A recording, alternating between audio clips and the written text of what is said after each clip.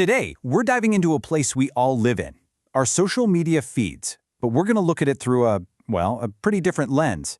Not as a place for connecting with family, but as a potential hunting ground for predators. I want you to think about it for a second. That one photo you just put up could have been anything, right? A birthday, that great vacation, or maybe just a nice, sunny day at the park. You know the one I'm talking about. The pink tutu, that huge smile on our face, just a perfect, proud moment. And of course you did. It's a beautiful moment, something you wanted to share with everyone. And it feels good, right? Seeing all those likes and positive comments roll in. But here's where the story takes a turn. Because while you were busy collecting likes, somebody else was collecting data. Data they are absolutely planning to use against you. Let's break down exactly how that works. Every single thing you post, every single picture, every comment, it all contributes to a very detailed story of your life. And you got to understand, professional scammers are very, very good readers. That photo of Sophie, to a scammer, that says you're a grandparent. It gives them her name, her hobby, maybe even the name of her dance school.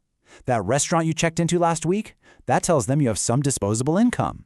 All these seemingly harmless little details, they become a complete dossier of your life, your habits, and your vulnerabilities. Okay, so now let's see how they actually use this blueprint.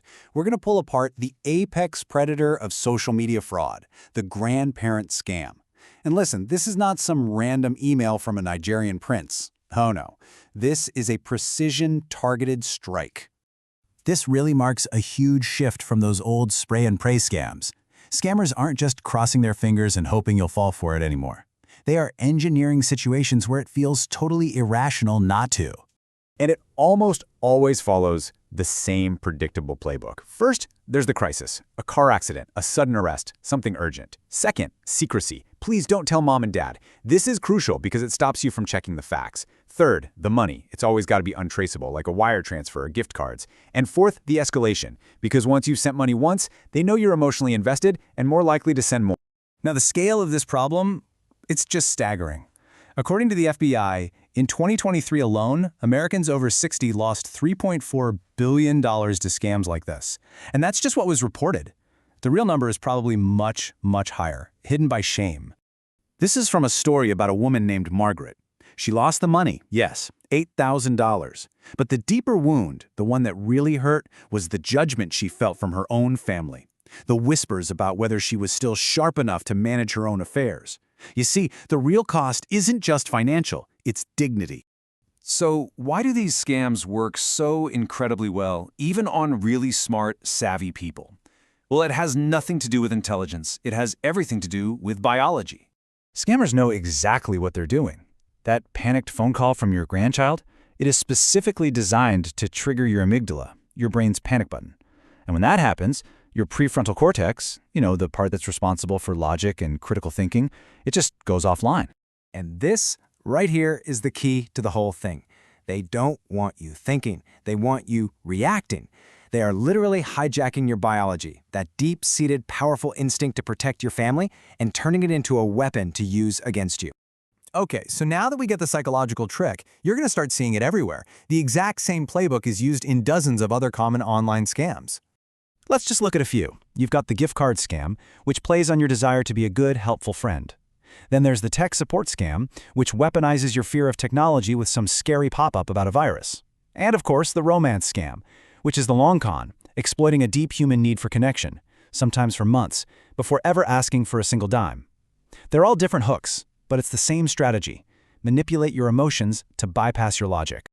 All right, so that's the problem. And I know it's scary stuff, but it is not hopeless. So let's pivot to the solution. I'm talking clear, actionable steps you can take right now to build up your digital defenses. First up, information control. You need to start treating personal details like you treat your home address. You wouldn't just post that publicly, right?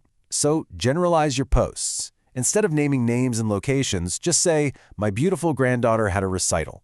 Then, go into your settings and lock everything down to friends only. And finally, curate your friends list. If you wouldn't invite them over for a cup of coffee, they probably don't need access to your entire life. Second, you need to create some emergency rules for yourself. The 24-hour rule is your absolute best friend. Trust me, no real emergency can't wait one day for you to think it over. And here's the big one. The moment you feel that spike of panic, that jolt of fear, That is your signal to stop. Hang up the phone and call someone you trust to verify the story. Scams simply cannot survive verification. They just can't. And finally, here are 2 absolute ironclad, non-negotiable rules. 1. If anyone, for any reason, asks you for payment in gift cards, it is a scam. 100% of the time, end of story. And 2. If someone calls you claiming to be from Microsoft or Apple about a virus and asks for remote access to your computer, it's a scam. Hang up immediately. But you know what? Ultimately, it really just comes down to this. Your gut instinct is your most advanced security system. We are so often taught to be polite, to not be suspicious, to give people the benefit of the doubt. Forget that. If a situation feels off, it is off. You have to trust that feeling. So let's just take a step back for a final thought and consider what the real cost of all this connecting is, beyond just the money. Please, if you take away nothing else, hear this. Falling for a professional scam doesn't make you stupid. It makes you human. They are designed to exploit trust and love and fear.